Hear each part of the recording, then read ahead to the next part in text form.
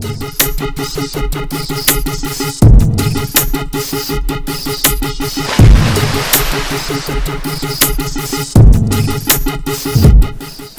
what's happening, everybody? Once again, it's Vaughn Bishop from Kingdom Safety Response Unit, and we got a topic for you today. Getting back into the swing of things. The name of the topic, we're going to call it the Parable of the Zipper. Okay, and the basic principle that I want you guys to get from this is that sometimes you got to move backwards. Okay, you got to move backwards sometimes in order to be able to move forward and move forward properly. Okay, so that's what we're going to be talking about today. There's a lot of things that there are a lot of accomplishments that we want to get to that sometimes we haven't taken the time to handle things from, let's say, our past, or we haven't taken the time to handle certain skills that we need to get in order for us to when we step into our goal, or when we step into the reality of what we want to accomplish. We may be lacking certain skills that we should have built up from before. So sometimes before we even get there and mess ourselves up by getting to our goal and then not being able to sustain our goal because we don't have the proper skills, sometimes we got to take a step backwards in order to say, listen, let me get this, let me make sure that this is in line so that I can move forward and move forward properly now, and when I get into that position, I'm sustained. Okay, so one example that I have for you today, we'll start with my boy Nick. Shout out to Nick. Nick is going through something right now where he's looking into getting another job. Now, this new job would pay him less than the job that he's currently in. Pay him about $2 less, right? And also he would get less hours working at the job. But there's some other incentives to the job, but let's just take that at face value. That's the basics to the situation that he's going through. He's going to be making less money, and he's going to have less hours. Okay, less dollars per hour and less hours altogether. So he's going to come out making less money. Now, he has some people in his life who right now they love him and everything, love him to death, but they don't necessarily agree with his decision because they're concerned with the state of the economy and things like that right now. They're just like, yo, you can't do that. Like, yo, why would you do it? That's a dumb decision.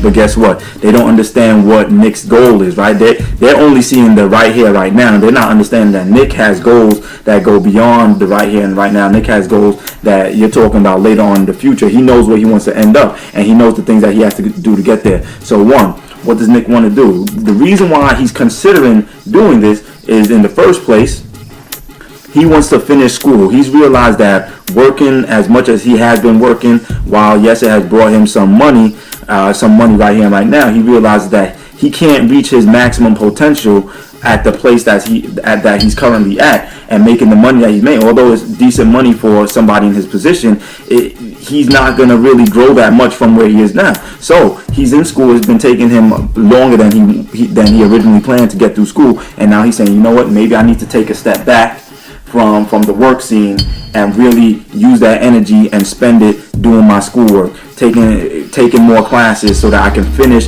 not only faster but finish better. And guess what? Now my potential for my goal, my potential in terms of money making ability has increased because I took that time to step back and then move forward. Okay, so now he can move forward properly.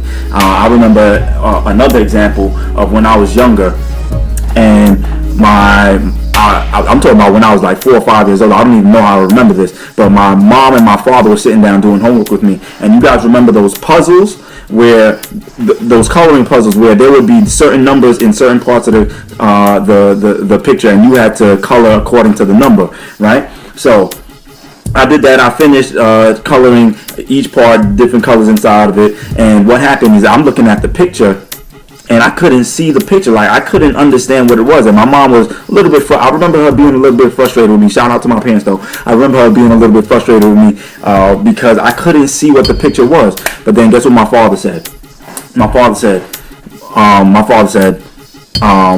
pull the picture back away from him a bit, right? And as she started doing that, all of a sudden it hit me. Oh, look, that's a picture of an elephant, right? But guess what? When I was right here in front of the finished product, as a matter of fact, I was standing in front of the finished product of what I was doing, and I couldn't see what it was. I couldn't understand. I couldn't view what it was because it had to get held away from me for a little bit so that I could see and understand. I could recall what the vision was. Okay, so if it hadn't gotten pulled back, I wouldn't have been able to see what it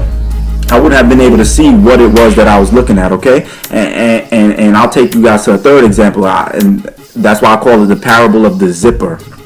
Okay, and this is really what sums it all up. When you think of a zipper, all of us have had times where we pull up our zipper, and when you pull the zipper up on your jacket, all of a sudden some things fall out of place. Like some of the prongs didn't really get connected properly, right?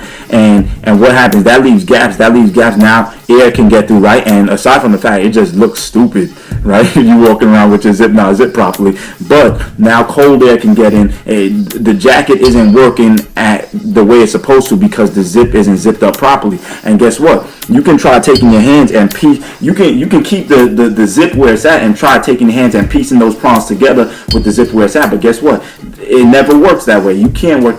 It doesn't work that way. What you have to do a lot of times is you have to take that zip and move it back down, or move it back. In essence, take a step back, right? So that now you can make sure to align the prongs properly, and then you pull it up slowly, and now you brought it back to the same place. But guess what? Now, even though it's in the same place that it was before, everything before it is in line now, and so now you don't have to worry about the cold coming in and affecting you. You don't have to worry about people seeing you from a distance and saying, yo, something looks a little bit off about his jacket. No, you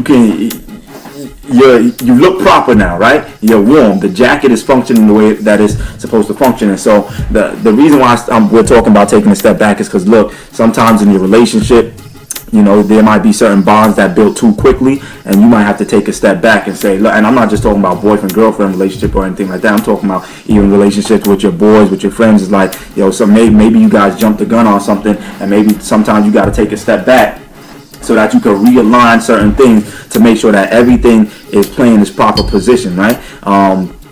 When you in your education, there may be certain things that, look, before you take this class, you may have to take another class before it, right? You may have to take a step backwards in that sense, because there are certain things that you need to learn that if you don't learn it, yeah, you can jump into this class, but because you don't have those things in order, because you don't have those things sorted out in your head, you're not going to be successful in that class, right?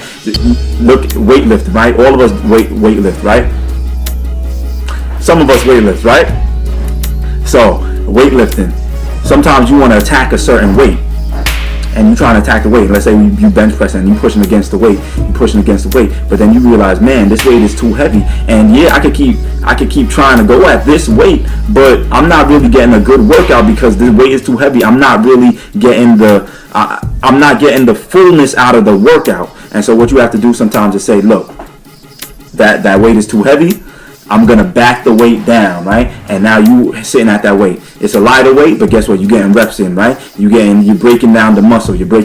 But guess what? You actually will get stronger, and the ability to push the heavy weight will come when you're able to push that lighter weight, and you're able to push that lighter weight consistently, but you took the time to back the weight down so that you could build back up from that point. And so that's all I'm saying today is that, look, sometimes we're going to have to take a step back in order to move forward properly. Take a step back, clean up what you need to clean up, take care of whatever it is that you need to take care of in your life, in your relationships, in your fun, in your play, whatever it is.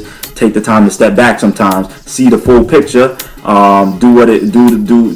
get things in order that are gonna push your goal, that's gonna push you forward for that full picture, and then start to take the steps forward. So just leaving y'all with that for today.